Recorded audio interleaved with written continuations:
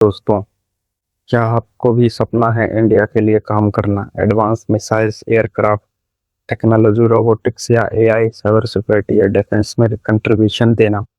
तो DRDO scientist बनना आपके लिए एक अमेजिंग करियर ऑप्शन हो सकता है। आज की वीडियो में मैं आपको स्टेप बाय स्टेप बताऊंगा डीआरडीओ साइंटिस्ट कैसे बने और क्वालिफिकेशन क्या चाहिए, सैलरी कितनी मिलती है, एग्जाम कैसे होता है, 12th के बाद आपको क्या रोड मैप फॉलो करना चाहिए। तो वीडियो को एंड तक जरूर देखें क्योंकि मैं आपको कंप्लीट रोड मैप देने वाला हूँ। डीआरडीओ का फुल फॉर्म समझते हैं पहले।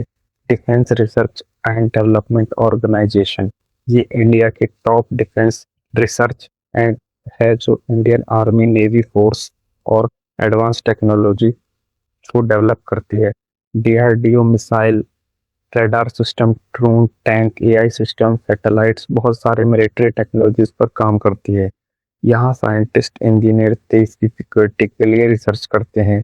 डीआरडीओ में साइंटिस्ट बनना एक बहुत ही रिस्ट्रिक्टेड और हाई लेवल गवर्नमेंट जॉब मानी जाती है।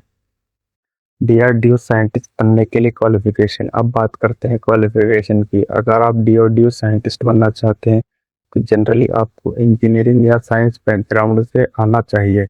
12th के बाद क्या करें? 12th के बाद आप फिजिक्स, केमिस्ट्री या मैथ में पीसीएम लेना बेस्ट रहेगा। के बाद आपको इंजीनियरिंग करनी होगी बीटेक में।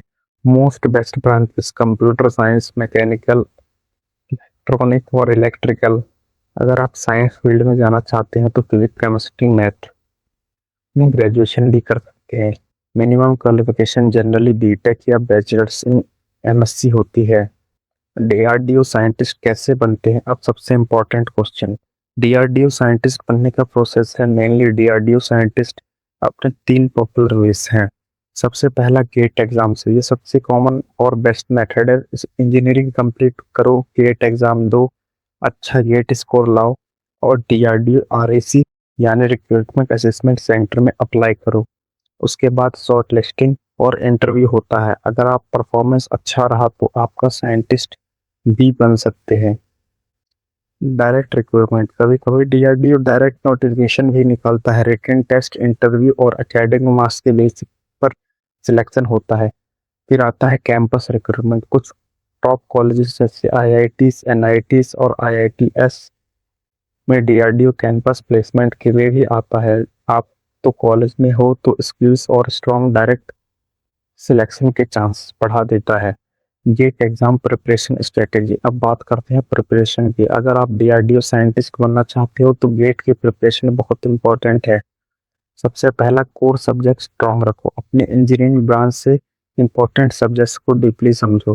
प्रीवियस ईयर क्वेश्चन सॉल्व करो। गेट के ओल्ड पेपर्स प्रैक्टिस करो। डेली स्टडी रूटीन बनाओ। रोज 4 से 6 घंटा फोकस करो। ऑनलाइन मॉक टेस्ट से स्पीड और एक्यूरेसी इंप्रूव करो। टेक्निकल नॉलेज इंप्रूव करो। प्रोग्रामिंग प्रोजेक्ट्स और प्रैक्टिकल स्किल पर काम करो। डीआरडीओ साइंटिस्ट की सैलरी। अब बात करते हैं सैलरी की, जो हर स्टूडेंट जानना चाहता है। डीआरडीओ साइंटिस्ट बी की सैलरी स्टार्टिंग होती है 70,000 से 1 लाख प्रति महीना तक हो सकती है, इंक्लूडिंग अलाउंस। इसके अलावा गवर्नमेंट फैसिलिटीज, मेडिकल बेनिफिट्स और HR, travel allowance, pension benefits भी मिलते हैं। एक्सपीरियंस बढ़ने के साथ सैलरी पोजीशन दोनों ग्रो करते हैं। कौन सी स्किल जरूरी है? सिर्फ डिग्री से काम नहीं चलेगा, आपके पास कुछ इंपॉर्टेंट स्किल्स भी होने चाहिए। Problem solving skills, research mindset, technology, coding skill और कम्युनिकेशन स्किल्स। अगर आप एआई, रोबोटिक्स, साइबर सिक्योरिटी या ड्रोन टेक्नोलॉजी जैसे मॉडर्न फील्ड्स में सीखते हो तो फ्यूचर में आपको ज़्यादा अपॉर्चुनिटीज मिल सकती है।